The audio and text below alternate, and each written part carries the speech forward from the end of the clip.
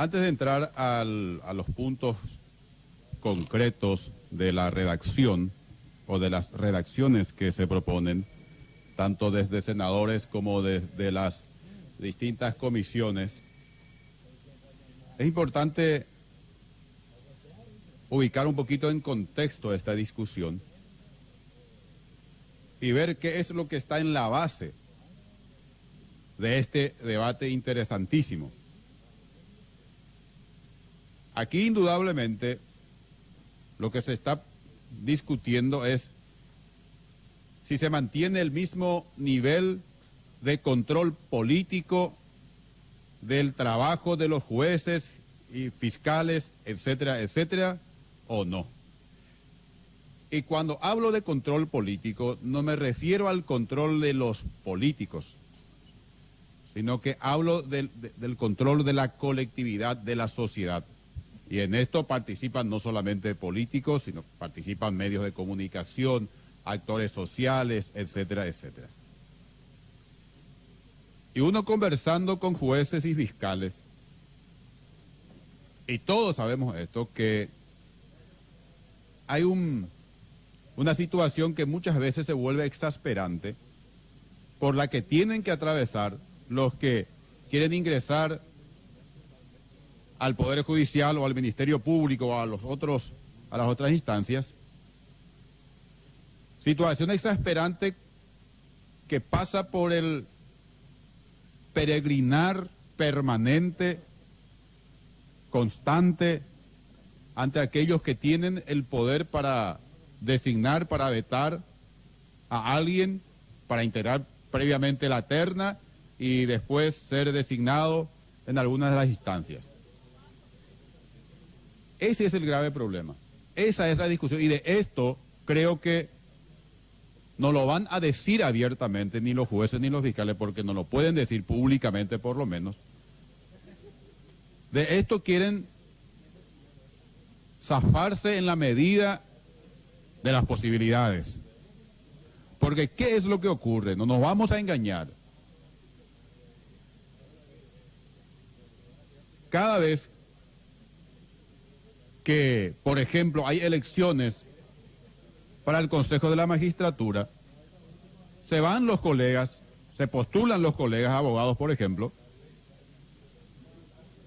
y tanto jueces y fiscales intervienen en la elección de los abogados porque saben que tarde o temprano tienen que pasar por el sedazo de esa institución de la que va a formar parte ese abogado. Entonces esa elección de abogados en realidad no es de abogados solamente. No es de abogados en ejercicio de la profesión o abogados, como que le pasilleros. Intervienen todos, jueces, fiscales, ministros de la Corte. Y cuando llega el momento de la confirmación, entonces hay que hacer el peregrinaje al muro de los lamentos. Un verdadero calvario, y no se puede hablar aquí en estas condiciones de independencia. Lo escuchaba a uno de los colegas citar a un autor muy conocido, un abogado, que hablaba del árbol corrupto del Poder Judicial, que etcétera, etcétera. Verdades de perogrullo, porque el tema de la corrupción en el Poder Judicial es un tema tan antiguo que, no sé, hay que leerlo un poco a Kafka en El Proceso, y uno ve cómo funcionaba ya en esa época el Poder Judicial. Y ese tema de la corrupción no se soluciona de esta manera. O sea, eso pasa por otras cuestiones y quizás estamos alimentando la corrupción si sometemos a los jueces y fiscales a una especie de subalternización permanente a elementos que no forman parte del Poder Judicial.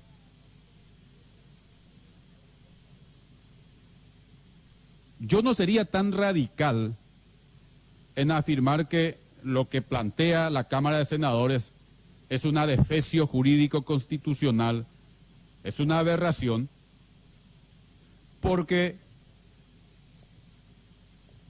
también podemos interpretar legítimamente, y aclaro, yo no soy ningún hermeneuta constitucional, pero podemos interpretar legítimamente que lo que hasta hoy se ha establecido es el procedimiento de designación de jueces y fiscales. Y no así, no se ha establecido un proceso, se puede, repito, legítimamente, con la misma legitimidad que la otra interpretación, que sería, digamos, la interpretación constitucional estándar de este país.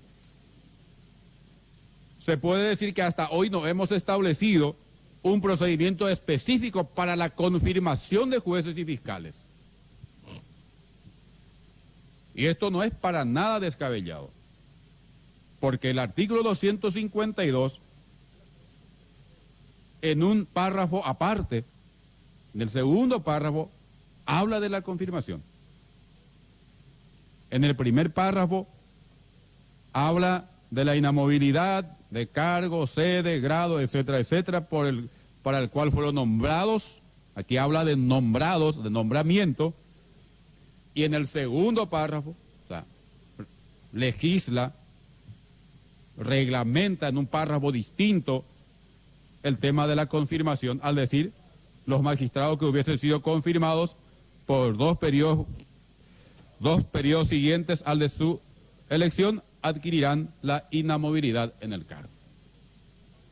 Entonces no es ninguna aberración interpretar que se puede establecer un procedimiento distinto para la confirmación de jueces y fiscales.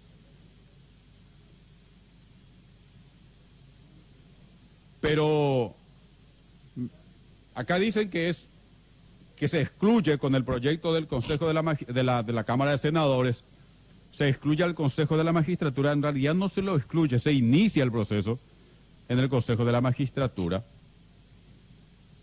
Y en realidad también en lo que plantea la Cámara de Senadores es algo complicadísimo.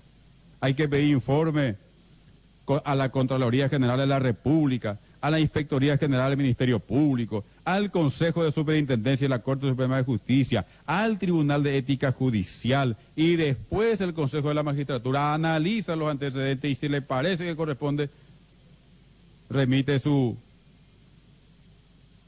dictamen, digamos, a la Corte Suprema de Justicia. Pero supongamos que esto es inconstitucional.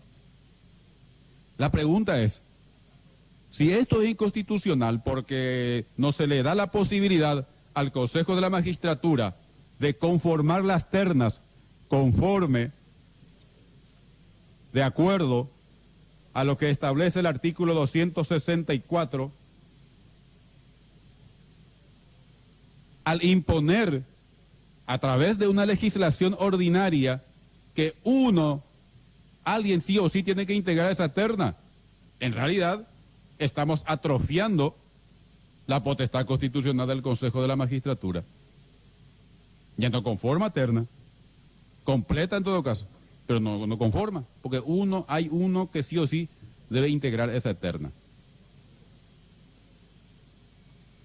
Por eso, presidente, además, escuché a un colega decir, y es cierto, que la única instancia que puede confirmar a jueces y agentes fiscales es la Corte Suprema de Justicia.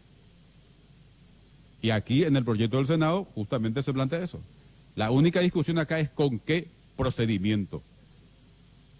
¿Cuáles son los pasos que tienen que seguir agentes fiscales y jueces para lograr su confirmación? Y para ir cerrando, presidente, honorable Cámara, un tópico, una frase hecha, un lugar común que escuchamos cuando se discute el tema del Poder Judicial, el Ministerio Público, es que, y escuché también hoy a alguien mencionó lo mismo, que son incapaces, que son ineptos, que no se forman, etcétera, etcétera, tienen mucha deficiencia en su formación académica, cosa que dicen lo mismo permanentemente, cosa que se dice también de nosotros. Y en esto tengo que ser, y me van a disculpar porque voy a ser un poco duro, porque no soporto el cinismo colectivo, por más que sea colectivo, no soporto el cinismo, porque los que critican el 99,9% de los que critican esto no soportan, no superan una mínima evaluación de cultura general. Y critican como, desde el periodismo critican como si fueran premios Pulitzer, no sé cuántos tenemos en Paraguay, u otro o algún premio Nobel, o como si hayan ganado premios internacionales por su producción científica, académica. Revisemos en qué contexto, cuál es la consideración que se tiene sobre la intelectualidad paraguaya, sobre la sociedad paraguaya en materia de producción de conocimiento, de generación de conocimiento en el contexto internacional. No somos Suecia, no somos Finlandia. Y lo mismo hacen con jueces y fiscales. Pero les aseguro, someterlos a este calvario, someterlos a esta procesión dolorosa, que ya conocemos, Consejo de la Magistratura, tiene que estar rindiéndole pleitesía al miembro del Consejo de la Magistratura, no tiene que descuidarse el miembro del Jurado de Enjuiciamiento de Magistrados. ¿Qué calidad se garantiza con eso? Les pregunto. ¿Cuál es la calidad que se garantiza? Nada. En todo caso, tenemos que discutir seriamente el proceso de selección, que tenga un contenido mucho más académico. ¿Y por qué no pensar en algo, si mal no recuerdo, que mencionó en la constituyente el doctor Paciello,